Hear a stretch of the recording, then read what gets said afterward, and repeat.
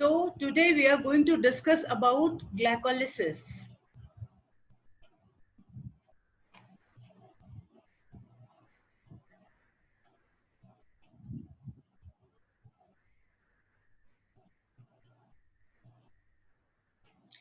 Glycolysis is a set of reactions that take place in cytoplasm of prokaryotes and eukaryotes. Glycolysis is an almost universal central pathway of glucose catabolism. Major role of glycolysis, as you know, is to produce energy and intermediates for biosynthetic pathways. Glycolysis has two phases. One is preparatory phase and second one is payoff phase. In preparatory phase of glycolysis, two molecules of ATP are invested and hexose is cleaved into two triose phosphates, that is glyceraldehyde 3-phosphate and dihydroxyacetone phosphate. The payoff phase of glycolysis includes energy conserving phosphorylation steps. Some of the free energy of the glucose molecule is conserved in the form of ATP. One molecule of glucose is broken down into two molecules of glyceraldehyde 3-phosphate. Both halves of the glucose molecule follow the same pathway in second phase of glycolysis. Conversion of two molecules of glyceraldehyde 3-phosphate into two molecules of pyruvate is accompanied by the formation of four molecules of ATP from ADP. So, net yield of ATP per molecule of glucose degraded is only 2 because we have already discussed that 2 ATP were invested in the preparatory phase of glycolysis to phosphorylate and 2 ends of the hexose molecule.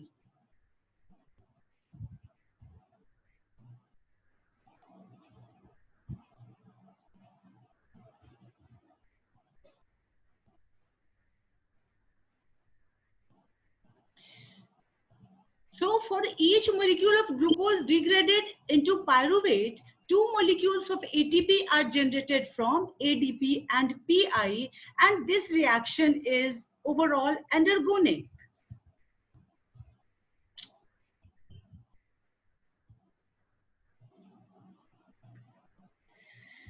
However, complete oxidation of glucose to carbon dioxide and water proceeds with a standard free energy change of minus 2840 kilojoule per mole.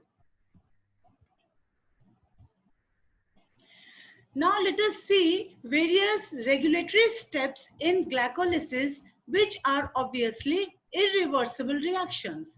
First one is the role of enzyme hexokinase. Hexokinase is present in all cells of all organisms.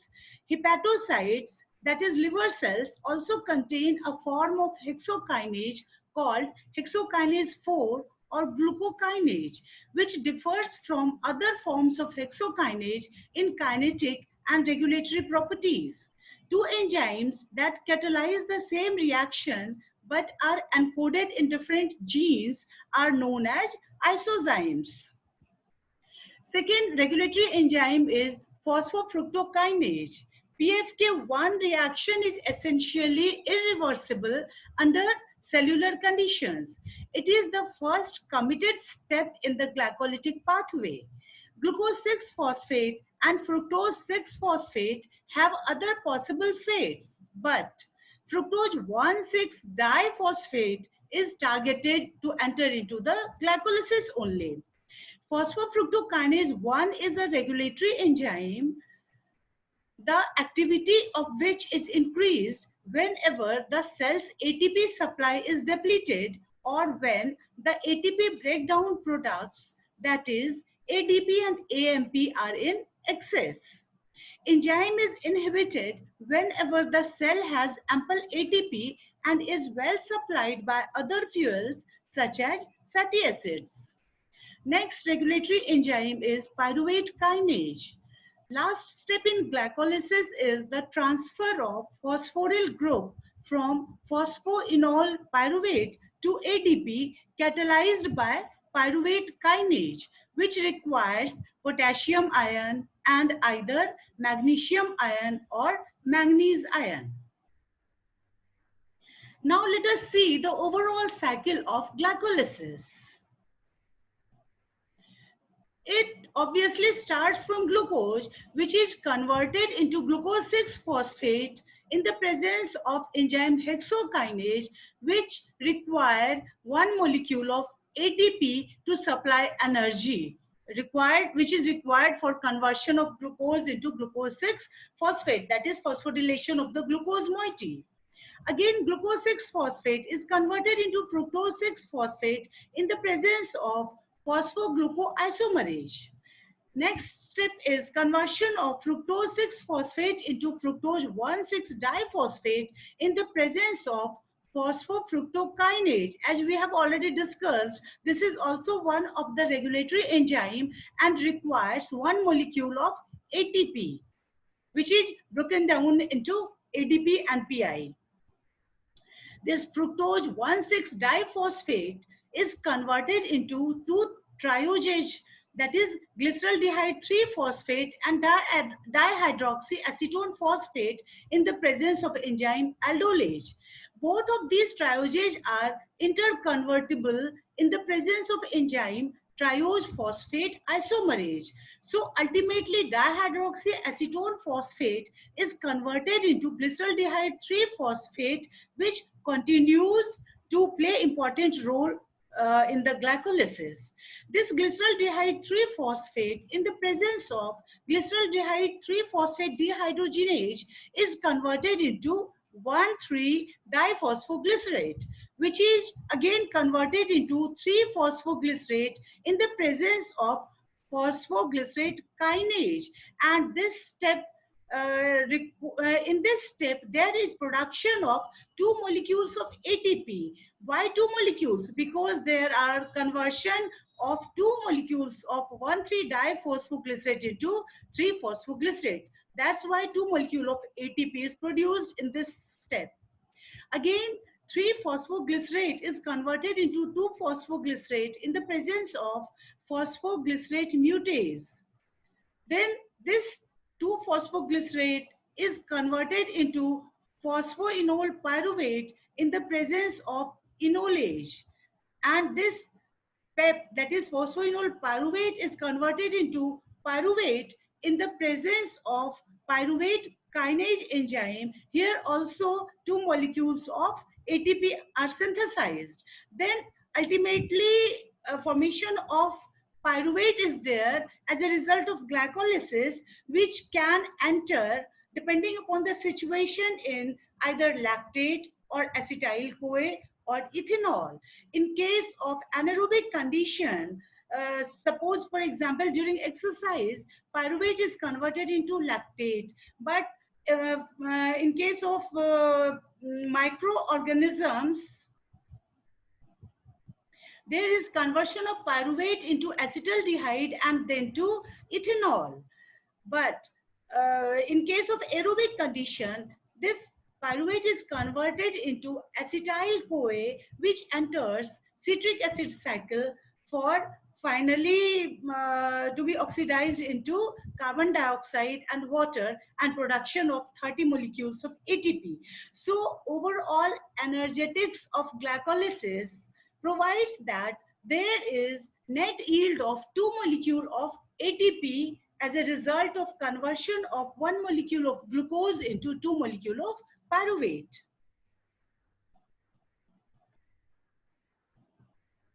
Now let us see what is Pasteur effect. Louis Pasteur discovered that both the rate and the total amount of glucose consumption were many times greater under anaerobic than aerobic conditions. ATP yield from glycolysis under anaerobic conditions, that is 2 ATP per molecule of glucose is much smaller than that from the complete oxidation of glucose to carbon dioxide under aerobic condition is 32 ATP per glucose molecule. So about 16 times as much glucose must therefore be consumed anaerobically as aerobically to yield the same amount of ATP. Now let us see substrate level phosphorylation. Enzyme phosphoglycerate kinase transfers the high energy phosphoryl group from the carboxyl group of 1,3-diphosphoglycerate to ADP, forming ATP and 3-phosphoglycerate. Thus, by consuming the product of 1,3-diphosphoglycerate of previous step keeps 1,3-diphosphoglycerate relatively low in the steady state. The outcome of these coupled reactions, both reversible under cellular conditions, is that the energy released on oxidation of an aldehyde to a carboxylate group is conserved by the coupled formation of ATP from ADP and PI. The formation of ATP by phosphoryl group transfer from a substrate such as 1,3-diphosphoglycerate is referred to as a substrate level phosphorylation. To distinguish this mechanism from respiration linked phosphorylation, substrate level phosphorylations involve soluble enzymes and chemical intermediates, that is 1,3-diphosphoglycerate in this case.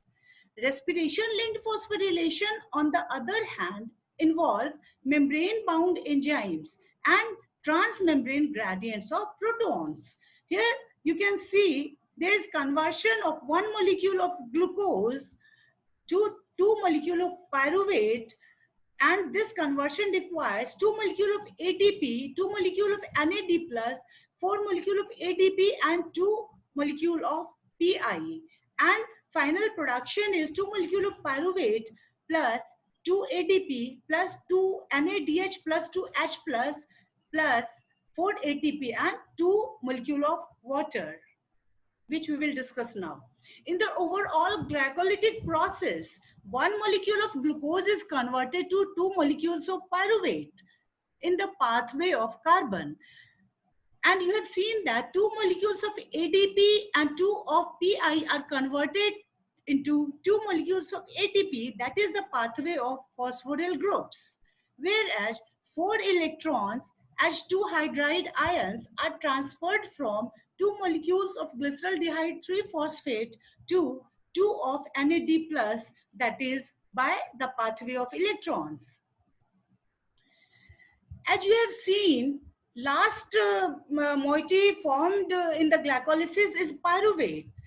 We will discuss now the fate of pyruvate, which route it will select to enter depending upon what situation. First of all, we will discuss about entry of pyruvate into the citric acid cycle for complete combustion into carbon dioxide and water. Glycolysis releases relatively little of the energy present in a glucose molecule, as we have already discussed. But much more is released by subsequent operation of citric acid cycle and oxidative phosphorylation. Under aerobic conditions, pyruvate is converted into acetyl-CoA by the enzyme pyruvate dehydrogenase, which enters citric acid cycle.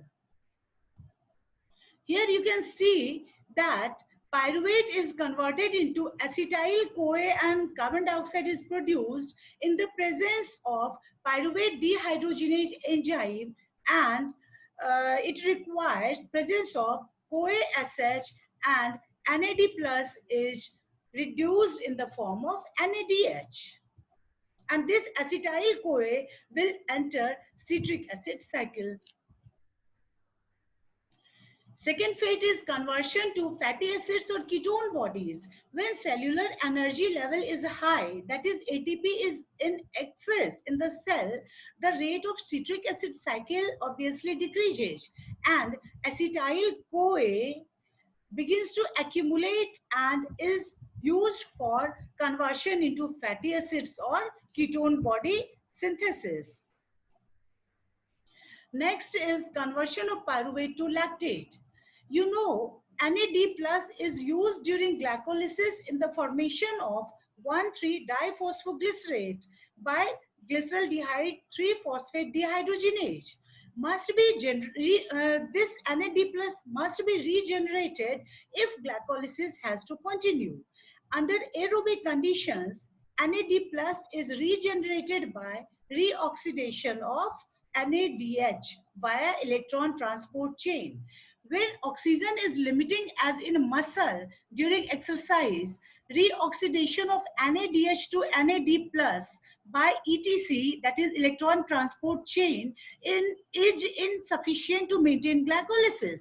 Hence, NAD plus is regenerated by conversion of pyruvate into lactate by lactate dehydrogenase. Here you can see the pyruvate is converted into lactate in the presence of lactate dehydrogenase enzyme, which also requires NADH, and this is oxidized into NAD plus, which is ultimately reused for proper continuation of glycolysis. Now let us see alcoholic fermentation. In microorganisms, NAD plus is required for continuation of glycolysis under anaerobic conditions. So, pyruvate is converted into acetaldehyde by pyruvate decarboxylase and then to ethanol by alcohol dehydrogenase. The last reaction simultaneously reoxidizes the NADH to NAD plus. Here you can see the conversion of pyruvate into acetaldehyde and finally into ethanol. Pyruvate is converted into acetaldehyde in the presence of enzyme pyruvate decarboxylase, which requires TPP and magnesium ion as cofactor for functioning. And then acetaldehyde in the presence of alcohol dehydrogenase is converted into ethanol, and in this process there is oxidation of NADH into NAD plus, which is required for glycolysis to continue. Now we will discuss about entry of other carbohydrates in glycolysis. We have seen that glucose enters into glycolysis and ultimately it is converted into pyruvate. But many other carbohydrates besides glucose also meet their catabolic fate in glycolysis after being transferred into one of the glycolytic intermediates. Most significant are polysaccharides, for example, glycogen and starch, which are storage polysaccharides. Disaccharides, for example, maltose, lactose, and sucrose, as well as monosaccharides, including fructose, mannose, and galactose. Glycogen, which is storage polysaccharide in animal tissues, can be mobilized for use within the same cell by a phosphorylated reaction catalyzed by glycogen phosphorylase. This enzyme catalyzes an attack by PI on the alpha-1,4 glycosidic linkage that joins the last two glucose residues at a non-reducing end, obviously generating glucose 1-phosphate and a polymer 1-glucose unit shorter. A debranching enzyme removes the branches alpha-1,6 glucosidic linkage. Here we can see that glucose 1-phosphate, which is coming from the glycogen, is converted into glucose 6-phosphate in the presence of phosphoglucomutase enzyme, and this glucose 6-phosphate is one of the intermediate of the glycolysis. That's how this glycogen enters into the glycolysis in the form of glucose 1-phosphate. Here you can see the whole cycle in detail for entry of other carbohydrates in glycolysis. First of all, we will see that maltose, which is disaccharide, is converted into 2 molecules of glucose in the presence of maltase enzyme, and via conversion into D-glucose, it will obviously enter into the glycolysis. In case of other disaccharide, that is lactose. It is converted in the presence of lactase enzyme in either D-galactose, one molecule of D-galactose and one molecule of D-glucose. In case of D-glucose, there is no problem. It will obviously continue in the glycolysis. But the formation of D-galactose is there. This will be first of all converted into UDP galactose, then to UDP glucose, which will be converted into glucose 6-phosphate, important intermediate of glycolysis. Second disaccharide is sucrose, which in the presence of sucrase enzyme is converted into one molecule of D-glucose, which is already important part of glycolysis, and second molecule fructose in the presence of hexokinase enzyme will be converted into fructose 6-phosphate, important intermediate of glycolysis. Another monosaccharide, mannose, in the presence of hexokinase is converted into mannose 6-phosphate, and again in the presence of enzyme isomerase it will be converted into fructose 1,6-diphosphate, being important intermediate of glycolysis. Let us see the storage polysaccharide glycogen. This glycogen, as we have already discussed, in the presence of glycogen, phosphorylase enzyme is converted into glucose 1-phosphate, and this glucose 1-phosphate is converted into glucose 6-phosphate in the presence of PGM, that is phosphoglucomutase enzyme, and this glucose 6-phosphate being intermediate of glycolysis will continue to continue the reaction of continue to be a part of the glycolysis. Thus we have seen even other carbohydrates, that is other than glucose, can enter via entering into different intermediate molecules into the glycolysis, and thus glycolysis will continue for even other carbohydrates. That's all about glycolysis.